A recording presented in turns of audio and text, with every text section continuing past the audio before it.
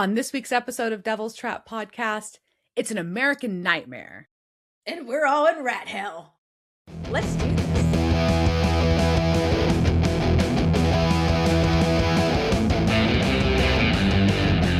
Welcome to this week's episode of Devil's Trap Podcast. I'm Diana. And I'm Liz. And we're going to talk season 12, episode 4, American Nightmare. Running scared. I feel like this does not feel like a holiday episode, but that's okay. So it's okay. It's during, winter solstice has already passed. So, yeah. We're already through most of the holiday season. So what have you been up to, Liz?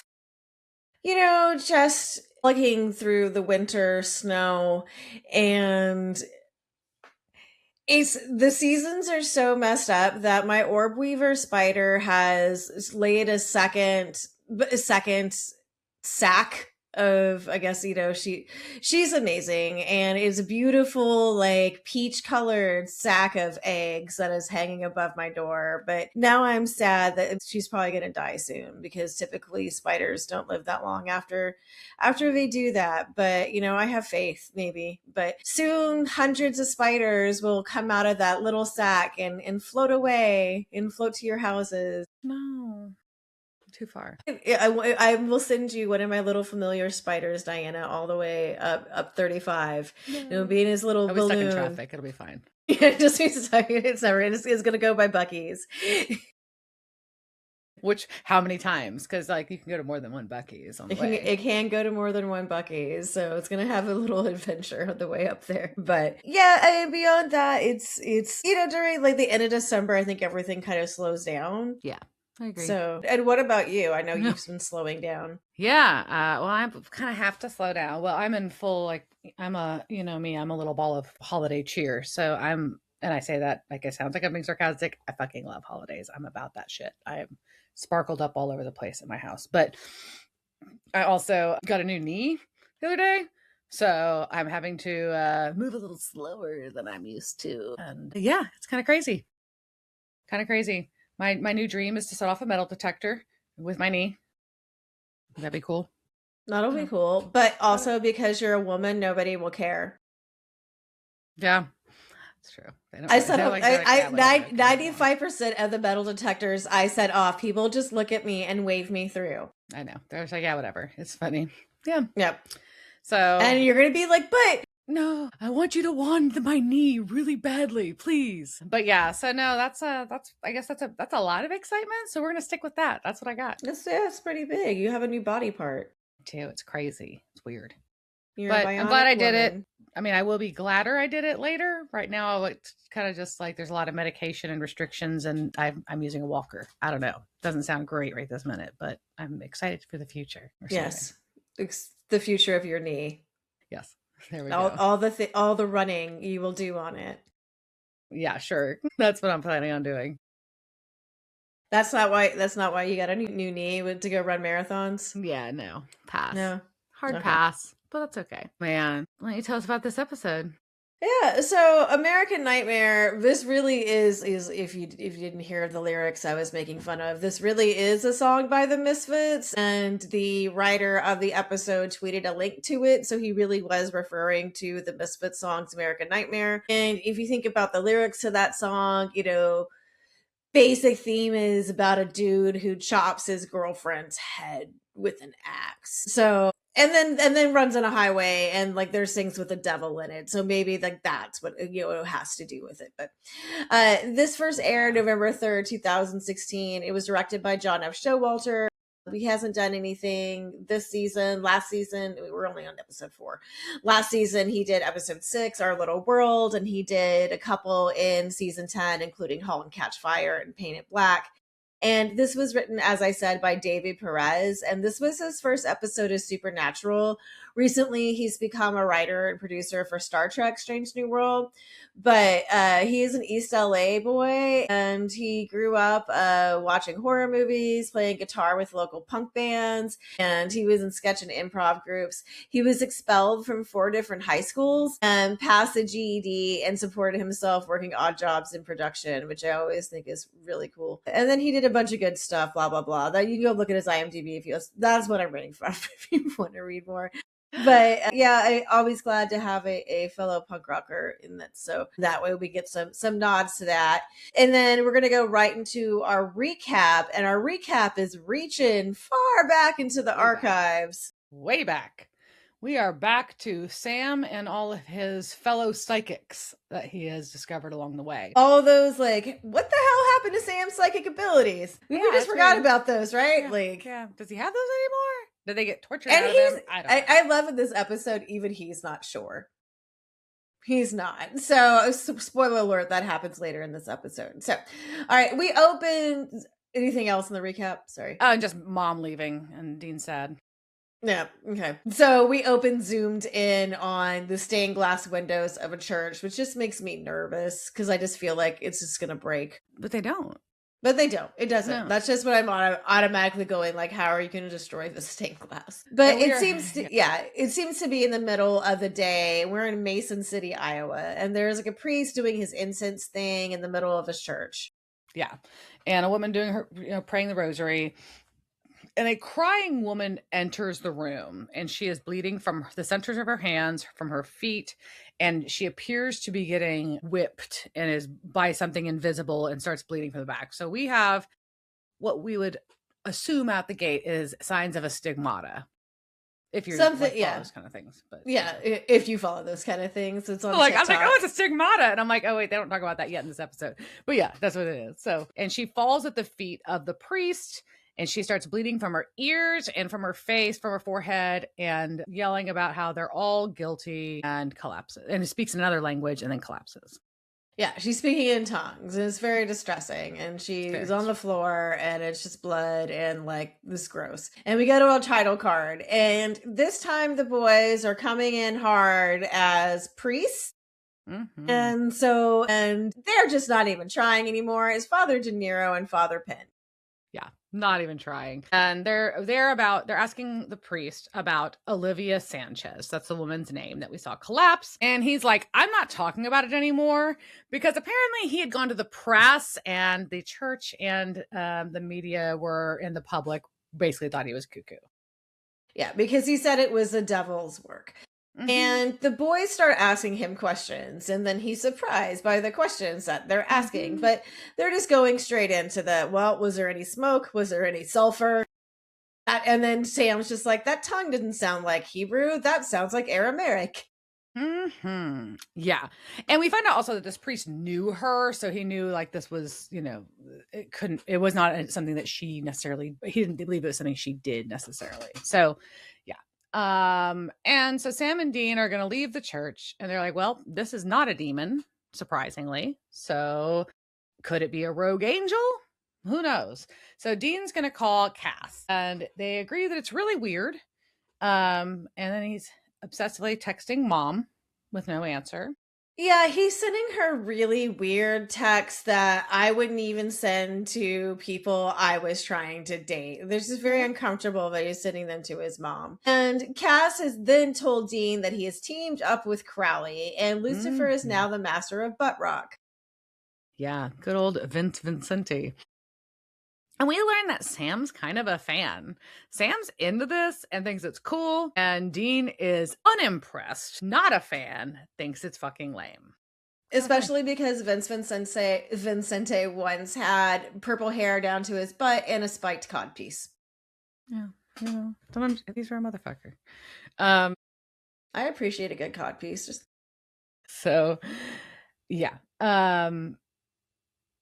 Anyway, so they're like, Sam's like, okay, well, we need to go figure out what's going on. Olivia, she was speaking Aramaic, and she was saying, "Save me, oh God." That's stressful. Yeah. Yes. And Dean's like, well, from what? Isn't that the question we all want to know, Dean? So they go to the morgue, and Carl's working in the morgue and is being very helpful, and Dean's being a big old dick to him. And he's being kind of a dick to everybody. Yes. And he throws poor Carl out of the room. Sam thinks Dean has gotten cranky since Mary has left. Mm-hmm. And they are looking at the corpse of Olivia, and they have diagnosed her with, as Diana pointed out earlier, Stigmata. Stigmata. So we're going to talk about what is stigmata and why am I going to talk in a horrible Italian accent for, I'm so sorry about what's about to come. This is lore. All right. So what is stigmata? So the word stigma comes from the Latin word stigma, and that is from the Greek word stigma. Thanks. I like it. Isn't that great? That breaks it down. So that means the mark of a pointed instrument, puncture, tattoo mark, or brand, which I did not know. So it's related to marks or tattoos, and that makes sense. And according to the Encyclopedia Britannica, stigmata in Christian mysticism are bodily marks, scars, or pains corresponding to those of the crucified Jesus Christ, that is on the hands, on the feet, near the heart, and sometimes on the head from the crown of thorns, or on the shoulders and back from carrying the cross and from the scourging with the whipping. So they are often presumed to accompany religious ecstasy. A stigmatic person may temporarily or permanently have one or more of these wound marks, which may be visible or invisible to others. From the 14th to the 20th century, more than 300 people were identified as having been stigmatized. And that's why I looked up the kind of the background of the word stigma, because I was that's interesting. I think that word is stigmatized. Interesting. Yeah. Anyhow, so more than 60. Because in general culture we use stigmatized in such a different way. But yeah, right. Very cool. So more than 60 of those 300 persons were identified as saints in the Roman Catholic Church. And we're going to talk about one of those who also became kind of a cult leader. And his name is Padre Pio. And he is from Pietrelcina, Italy.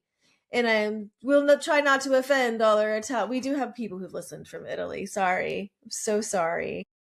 So he was born Francesco Forgione on May 25th, 1887. Peasant farmers. He came from a deeply religious family that attended mass daily, and he began seeing visions by the age of 5. The first being the apparition of the Sacred Heart of Jesus, which I believe is the heart with the thorns around it, which would be a kind of like, that'd be a cool thing to see. Then he had visions of the Virgin Mary, and he met his guardian angel, with whom he made a pact always to follow whatever missions God put before him while he was 5. Though he was very religious, his childhood was marked by illness. First gastroenteritis at 6, then he caught typhoid fever at 10. He had a fever so high that his doctor informed his mother he had only hours to live. His mother, distraught as she was, still had to cook food for all the workers, so she made fried chiles. But the workers couldn't eat them. They were too spicy. But the smell of fried chiles lured sick Francis from his bed, and he ate them all. Then he returned to his bed and he became very thirsty. His brother brought over, His brother brought over a bottle of milk, and instead of like the small sips that he had been taking, he downed the whole thing. But after that, all the signs of his fever disappeared and he became healthy again. So he ate a buttload of really spicy chilies and he beat typhoid fever when he was 10.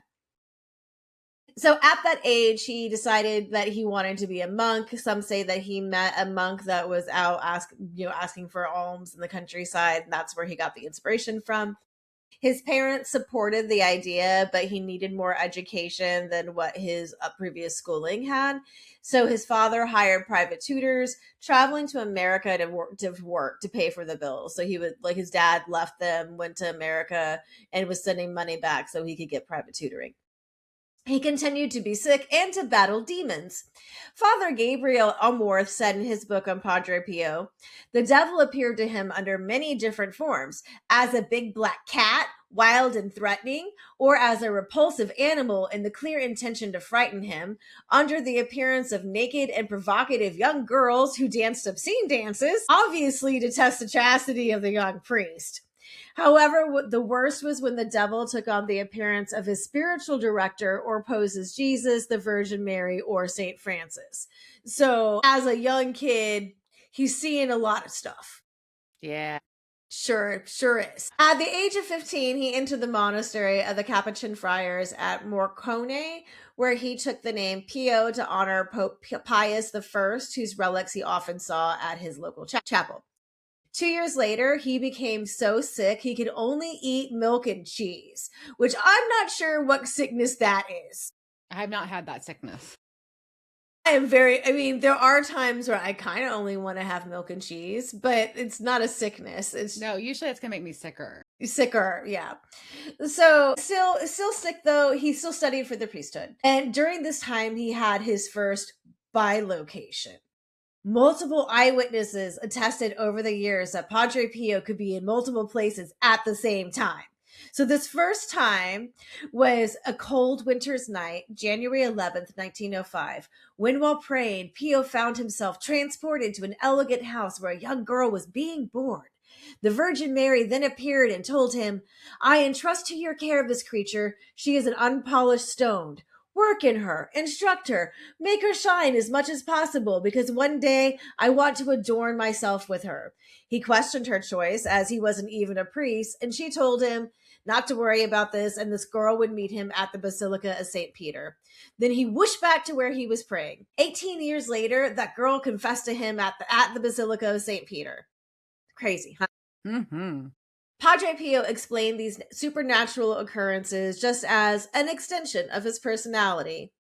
During World War II, there was a dramatic incident that occurred over San Giovanni Rotondo, a town that he had said he would protect. So, as American bombers approached the city, ready to release their payload, a brown-robed fire materialized in the air ahead of the aircraft. And when this happened, all efforts to deploy the bombs failed. Later on, one of the pilots visited the friary and, to his astonishment, met the friar he had seen in the air. Spooky, huh? Mm-hmm. So Padre Pio was ordained in 1910. However, his illnesses kept him much at home.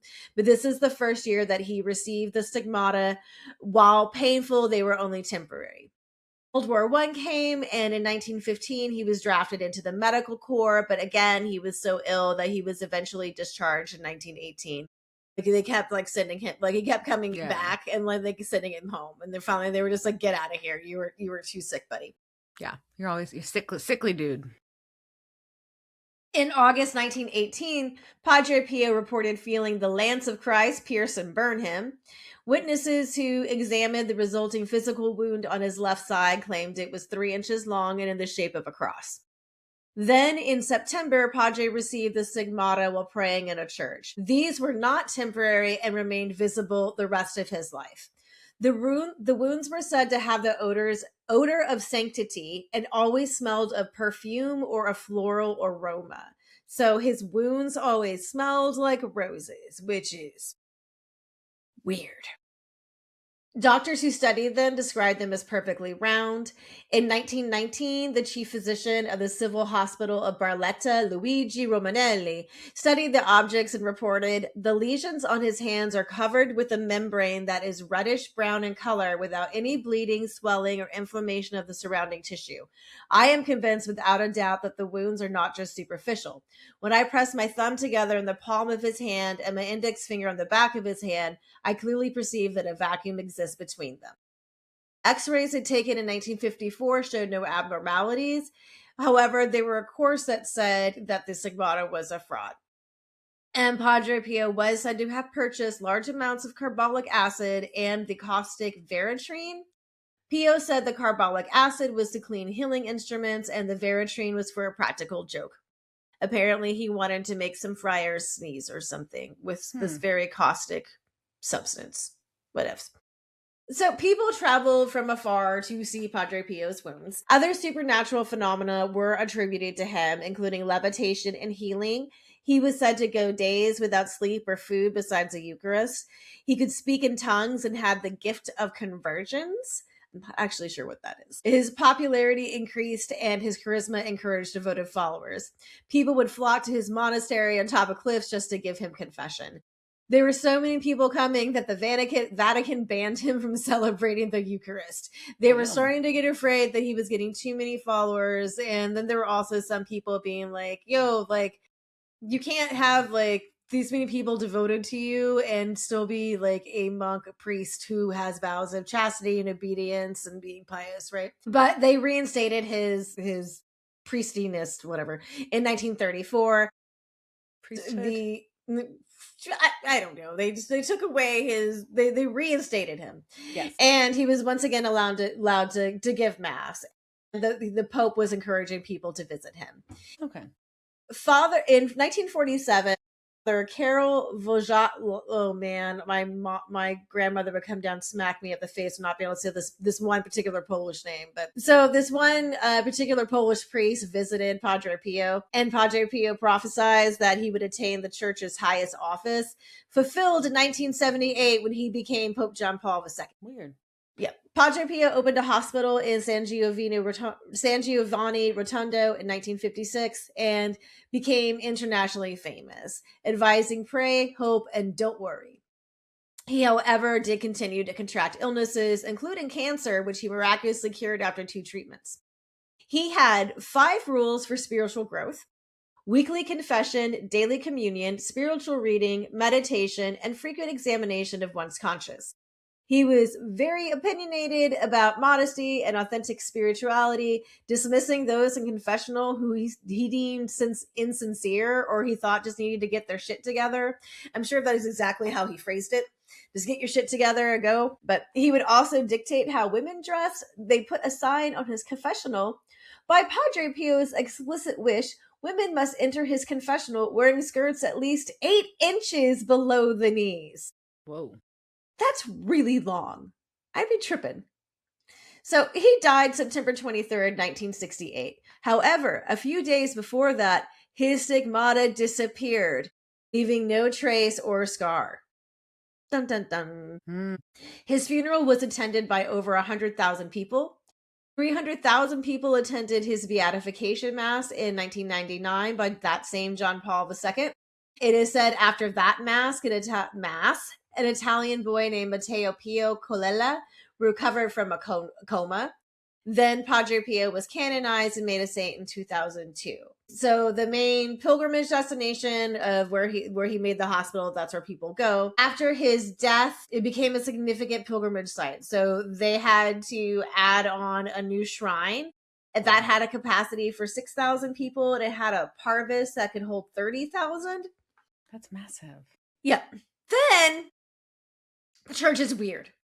In March 2008, the church decided to exhume Padre Pio so he could be put on display. So he died in 1968. So they decide in 2008 that it seems cool to take him out and put him on display. The body was described as being in fair condition, and Archbishop Domenico Umberto de Ambrosio, papal legate to the shrine in San Giovanni Rotondo, stated, "The top part of the skull is partly skeletal, but the chin is perfect and the rest of the body is well preserved. The stigmata was not visible. However, due to the decomp, they did make a silicone mask based on a photograph of his corpse instead of leaving his face out."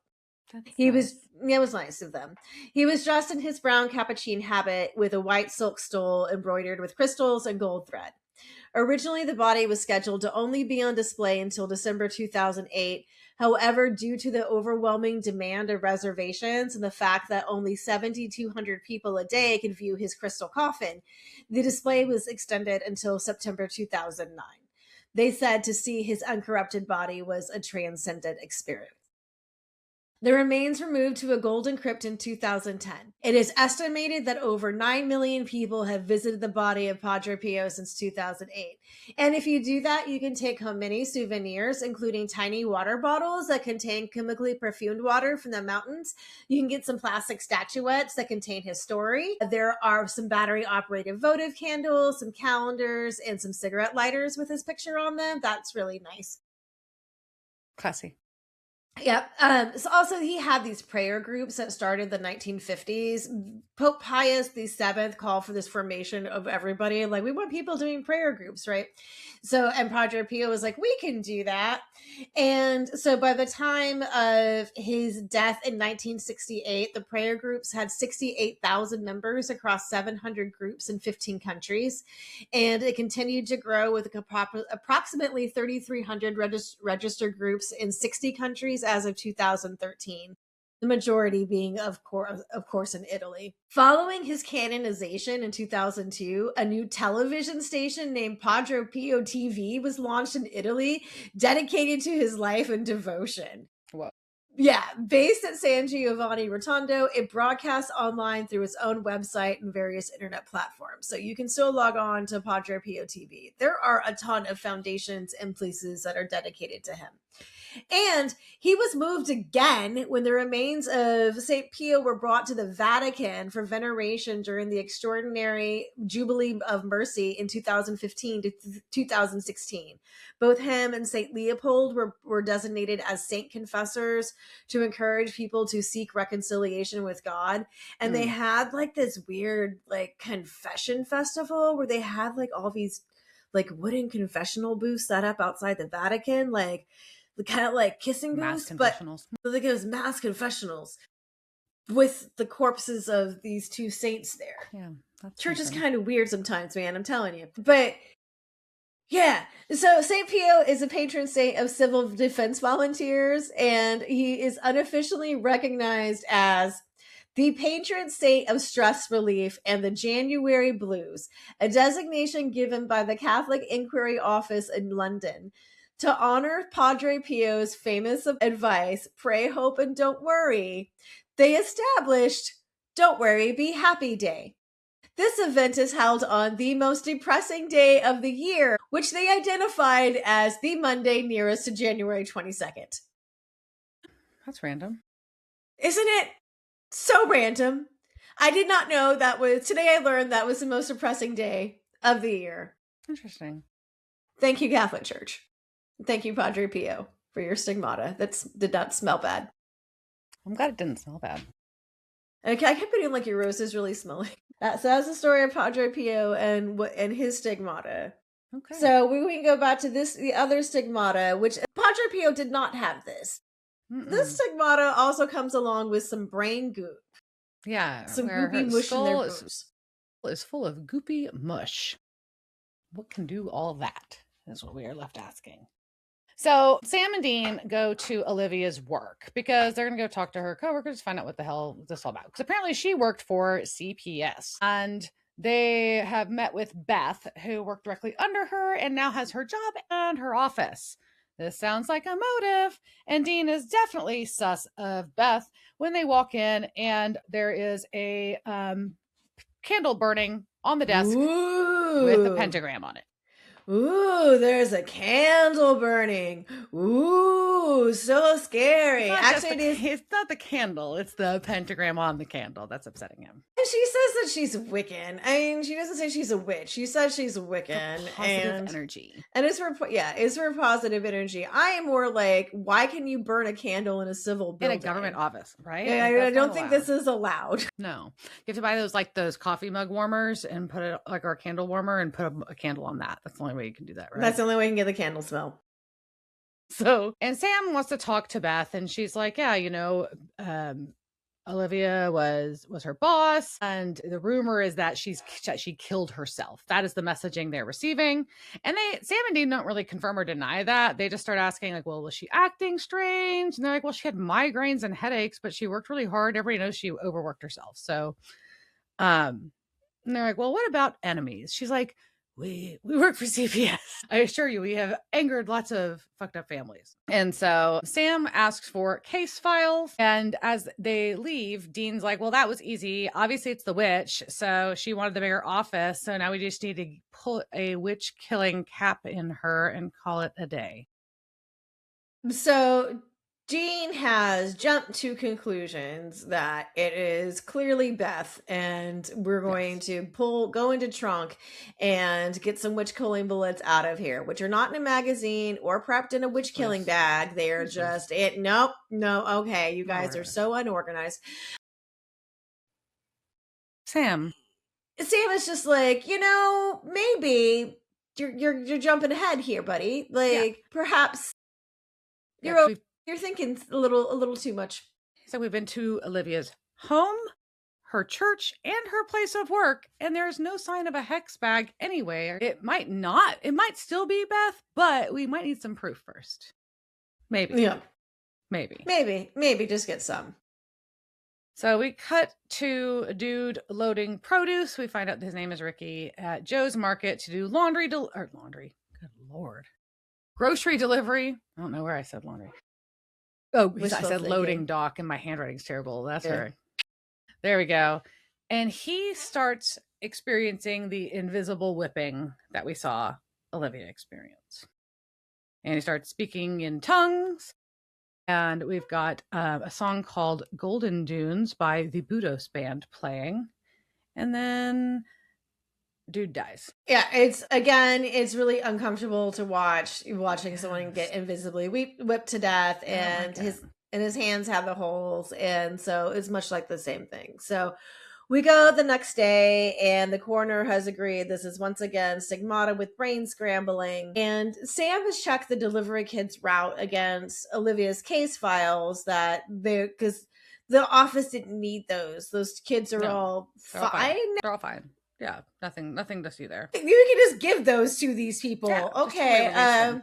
Yeah, that's cool. But he has found a Not match. sus. But yeah, not sus. Totally cool. Totally fine. Totally fine file handling here. Yeah, and the overlap is the Petersons. So they call Beth and they're like, "Tell us about the Petersons." She's like, "They're weird. Like really, really weird. Like off the charts religious, Old Testament, and their oldest, Magda, died of pneumonia several years ago they said it was God's will and refused to let a doctor see her." So we go to the Petersons' house because that's, of course, where we're going to go. And there is a locked gate that Dean has trouble getting over, and Sam has no trouble walking around it. We're also on costume number 3 for the guys because we had priest, We are. and then we had FBI, and now we're in like professor Mr. slash I civil call him, surgeon. I call him Mr. Rogers outfits. There we go. There we go. And they're noting that like even like the power line post to the property has been chopped down. So they're pretty fucking serious about this. But Sam is going to bring up the Dean and mom situation again because he's like, "Look, it's not abnormal for mom to need space, but what's going on with you about this? This is weird." And Dean's upset because he knows that Mary hates how they were raised, hates that they're hunters, and so because of that, he's scared she won't come back.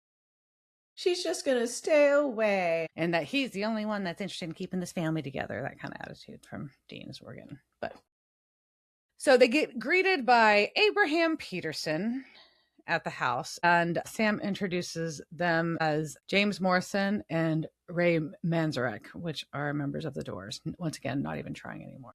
Yeah, no. And like I can't believe like this dude looks like he should know who members of the Doors are. Like how could you not? And just kind of like well, fuck you. How do you not know who members of the Doors are? So like yeah, you deserve whatever you get. So Dean is also surprised though, like not only that he does not get this reference, but this dude does not have long hair or suspenders or a big fuck off beard. No, he looks like a fairly normal like dude on a farm. Like modern dude on a farm. And so they sit down inside and talk to Abraham and his wife, Gail. And this is where Sam informs them Olivia's dead. And they're kind of unsure what happened. But the Petersons share that they liked Olivia better than Beth and that she visited every few months. But Beth hates them for their faith. And while Olivia was a papist, at least she believed in God. There you go. Yeah, and when they ask him if they believe, Dean is emphatically agreeing that him and God are besties. And, this is where we kind of start seeing this. And I do always love when we have these extreme religious people on the Supernatural, and the guys are like, we just hung out with God like 2 weeks ago. Like, I just left. We're literally looking for Lucifer right now. So I know who the devil is, right? So that starts coming through right here. But then a young man comes in and says something to the dad who asks the boys for help. Mm-hmm. So we out on the road where they had to park Baby, we see a motorcycle pull up to Baby, look very closely at the license plate, and then drive off. So and it sounds British, and it is the bike from last week's episode. Yeah. And back at their compound, I don't know, the Peterson farm. The Peterson farm is just what I called it. Yeah.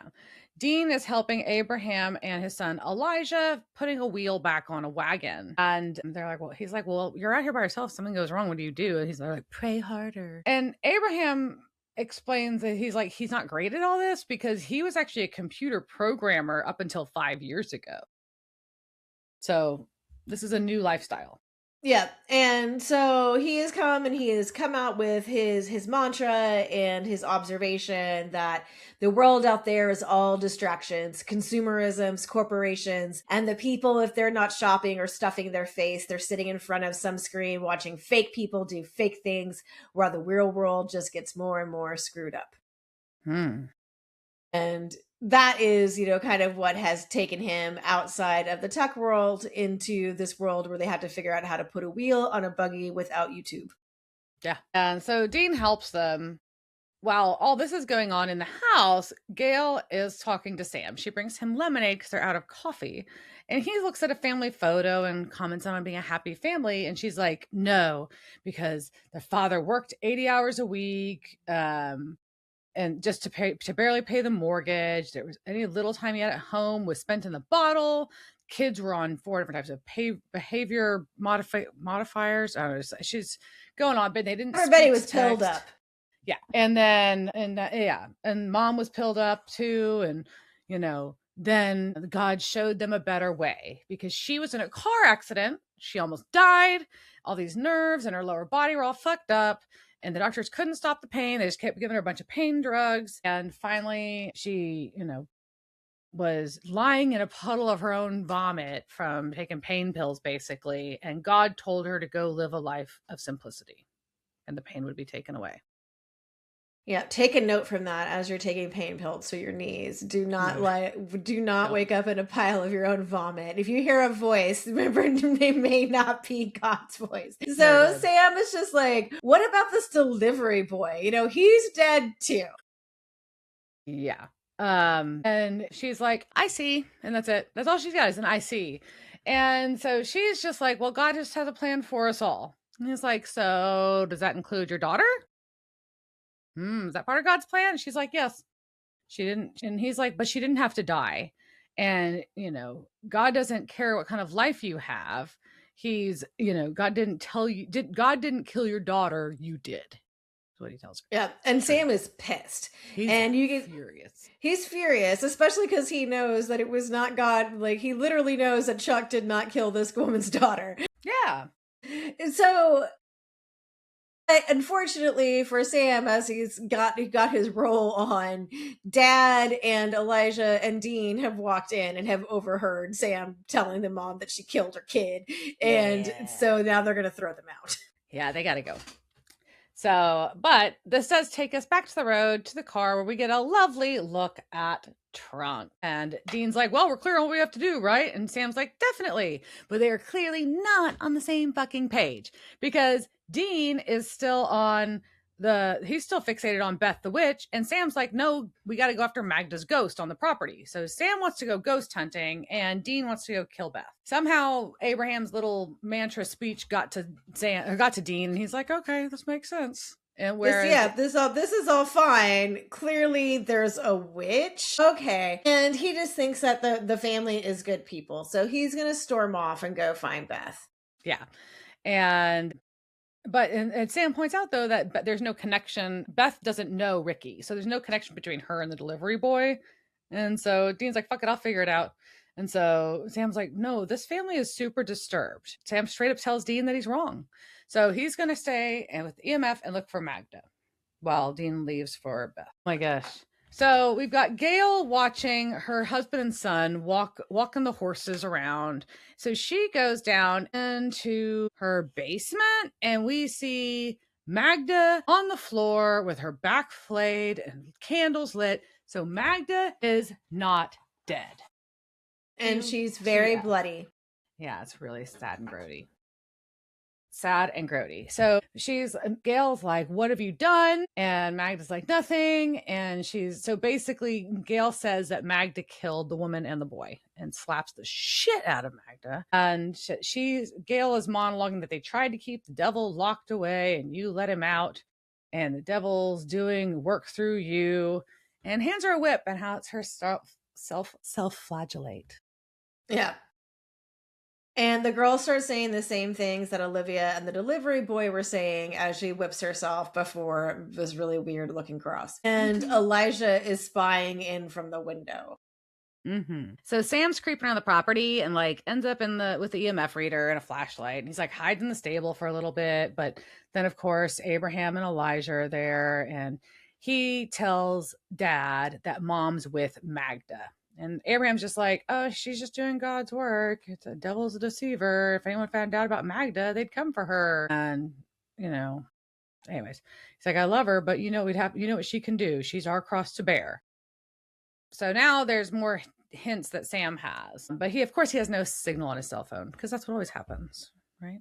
Yep. But he leaves the barn and he's just pulling out his phone and his flashlight, and he has just been using that flashlight like all over this barn at night. I'm like, you are not being inconspicuous here. No, You're no. just like here I am, Yeah. But we go from there to CPS, where creepy ass Dean has decided is stalking Beth, and he comes in with the gun out behind his back. Like It's he's crazy pants. yeah.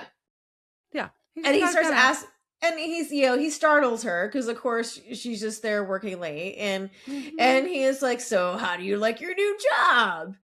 And she's like, I hate it. And he's like, what? And she's like, yeah, I make more, but I have to work more. And if someone else screws up, it's on me. And if somebody does, and being the boss sucks. Nobody wants this job. And he's like, ah, shit, I fucked up. There is not a motive here. And he slowly puts the gun away in his waistband.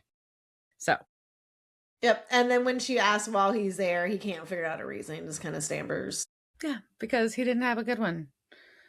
And he's Dum-dum. not good at lying. And so we go from there back to the farm, where now Mom is reading in Aramaic while poor Magna whips herself.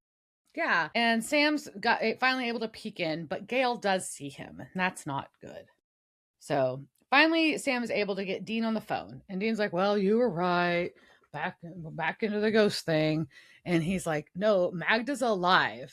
And then we hear the most known sound probably on Earth, the sound of a shotgun. And Elijah is there, has pulled a shotgun on Sam, and then the dad hits Sam over the head with a shovel. Yeah. So Dean at least knows that something's fucking wrong, and he needs to get back out there. But so back in the basement, Magda is doing a singing prayer at this point, and she's sitting there, but Sam's now down in the basement tied up as well, and he knows her name, and she's like, he's like saying her name, and she's like, that's not my name, I'm the devil. And Sam's like, you're really not. The devil is not inside you. He is inside Vince Vincente at the bottom Right. of the ocean. Right? Like, come on now. We know better. And she's like, I can hear, I can hear him in whispers. He lets me know what people are thinking, and that lets me do things. And he's like, I can help, show me. So she like levitates the cross. Yeah, Sam's like, I've seen better. He didn't say that. I'm just teasing. I'm kidding. You call that telekinesis?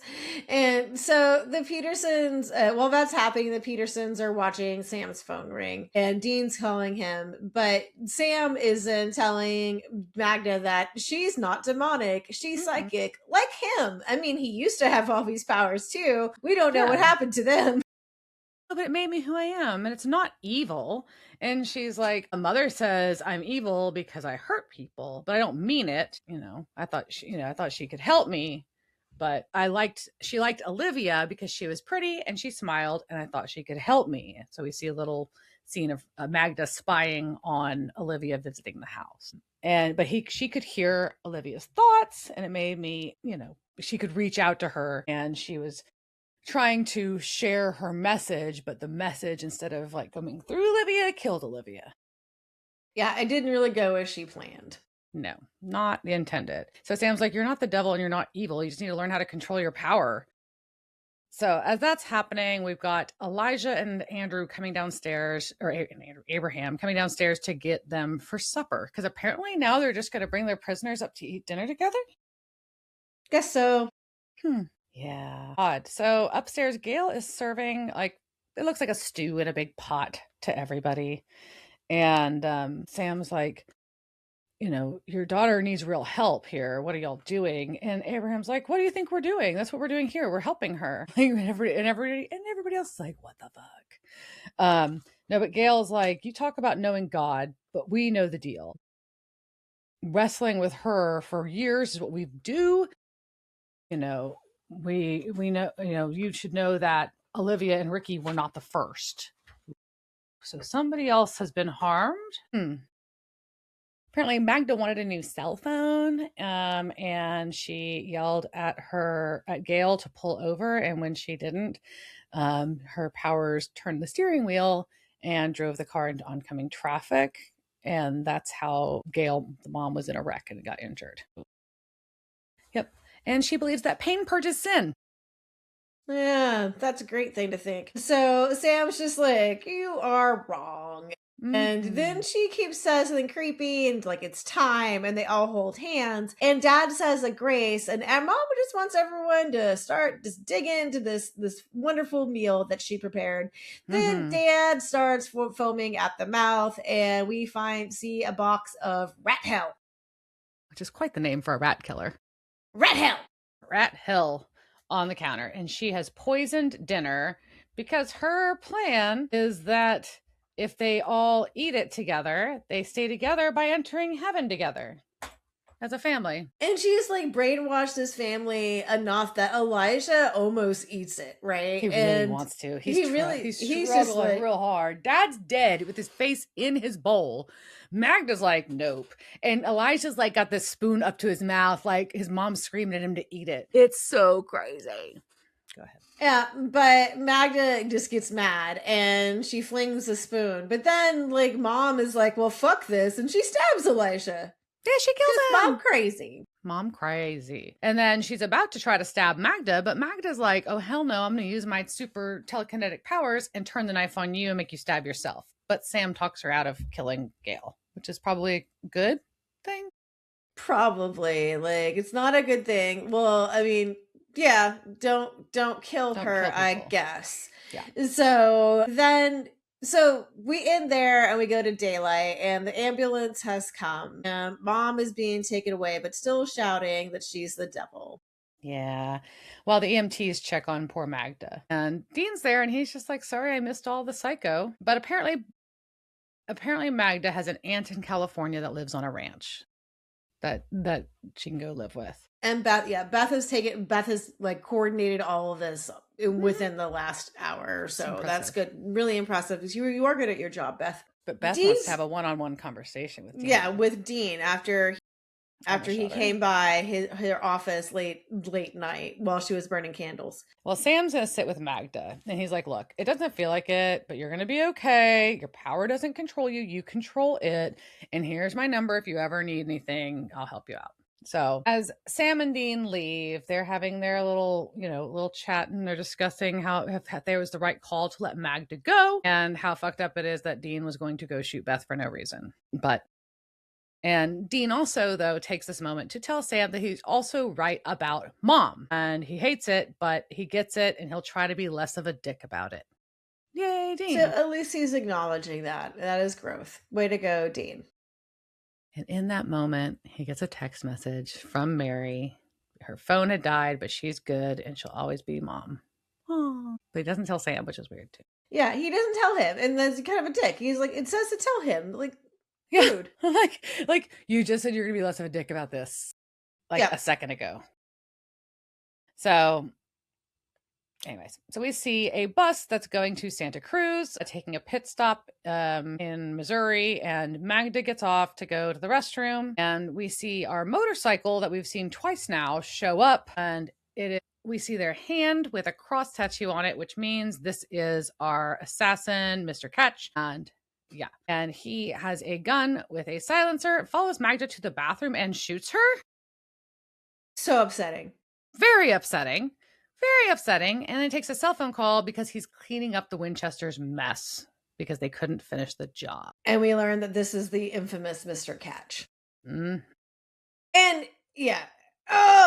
And this just makes me so mad. I'm just like, what you like, so And I know it's on purpose that it makes you mad, but because they give you this thing where you think that Magda is going to be all like safe and all, like she's gonna go live in a farm with her aunt and she's gonna Yeah, have all this fun no. psychic time, and then like boom, fucking Well, dead. the hint when the boys are talking about if they should if they were did the right thing letting her go about being a monster, that's what that is. So sucky, so sucky. She's not a monster. Like we determined this back in season 2, and Okay. Sam had psychic abilities, and Not a monster. we determined, we had many conversations and episodes about it. There was Yeah, many episodes. Sam is not not a a monster. monster. He's a freak, not a monster. All right, so let's talk about the peoples. Yeah. So Gail Peterson's played by Christina Carlisi. She's been in episodes of Night Court, NYPD Blues, CSI, Charmed, Glee, Bones, Bold and Beautiful a few times, and has done a lot of voice work as well, including in Ghost in the Shell and other anime programs. Abraham Peterson was played by William McDonald. He's actually got his background's a lot in theater, but he's been in episodes of Quantum Leap, MacGyver, X-Files, Dead Like Me, True Calling, Smallville, Good Doctor, Supergirl, Flash, Resident Alien, and Tracker. He was in the Dudley Do-Right movie. He's Mr. Strutmeyer in the movie Slither, and was a reoccurring character named Gary in Travelers, as well as Principal Featherhead, aka Warden Norton, in Riverdale as a reoccurring character. Magda Peterson was played by Paloma Kwiatkowski. She has been an episode of Travelers. She is a reoccurring character named Bree in Murder in a Small Town and Cody in Bates Motel. Reoccurring characters. Beth Roberts was played by Eliza Villani. She's been in episodes of iZombie, X-Files, Flash, Riverdale, Charm. She also did voice work in Kim Possible and some Marvel cartoons. She is the tech elf JoJo in Noelle, the Christmas movie, and is Ronnie in Sweet Tooth as a reoccurring character as well. Mr. Arthur Ketch is played by David Hayden Jones. He's been in episodes of Melrose Place, Buffy, The Vampire Slayer, Charmed, Medium, NCIS, Modern Family. He was a reporter. Buffy. He was like in one episodes. But like he was a reporter in White House Down and has done a lot of Hallmark work. Our Elijah Peterson was played by Gig Morton. He's been in episodes of Batwoman, Yellow Jackets, and Kung Fu. He was B-Dog in Air Buddies, and then Billy in Snow Buddies, Space Buddies, and Santa Buddies, which is a voice in the dog movies with the Golden Retrievers, in case you were wondering. Father Valdecantos was played by Rick J. He's been in episodes of True Calling, Smallville, Arrow, Once Upon a Time. He's a security guard in Freddy Got Fingered. He was a bar attendant in Codename The Cleaner and an officer in the film 2012. Olivia was played by Marissa Portalance. She's been in episodes of Leverage, Zoo, iZombie, Good Doctor, Magicians, and Arrow. And Ricky, interestingly, a lot of his credits are actually in visual effects, including the film Spectre, production work, camera work, director credits, and an editor, including in New Leash on Life. He's also been seen in episodes of Once Upon a Time and iZombie, and plays Neil Armstrong in the short film Stanley Kubrick's The Moon Landing. Yeah. At least you finally got to meet David. So I mean, you have seen him at fan conventions. Yes. So nice to, he is one of those who, he is really big in fandom world. So it's cool that we're finally, well, we're still only meeting his hand. Right. Only his hand and his voice. That's it for now. Yeah.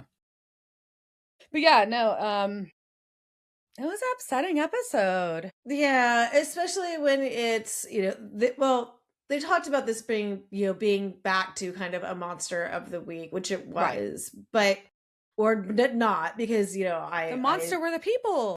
The monster were the people. The monster was the mom. Yeah. And I hate it when the monsters are people, but it does,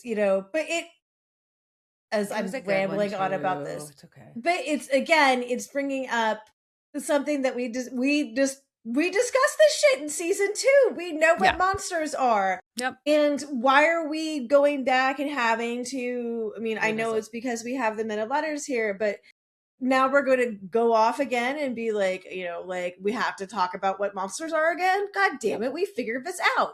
Yep. We talked about it when we had Benny. We talked to you like, how many times are we going to talk about what a fucking monster is? And I guess that's the point of Supernatural, but whatever. There we go. Yes, that. There you go. Any other thoughts? And I think that's it. I would just one bit of supernatural news we did not mention at the beginning, but officially now we're in the world where Supernatural is no longer on Netflix. Officially now, it is now available on Peacock and on Prime. Yep, and so some people learned if you have Prime that you did pay for ads. Might have to upgrade if you don't want to watch ads. I got it fixed already, but yeah. Yeah, so cool.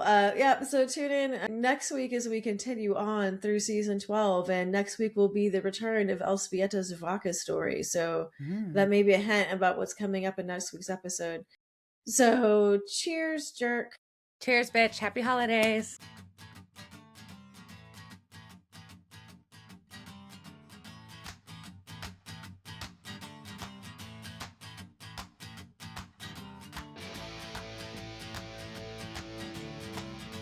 Devil's Trap Podcast is a Don't Be a Dick production.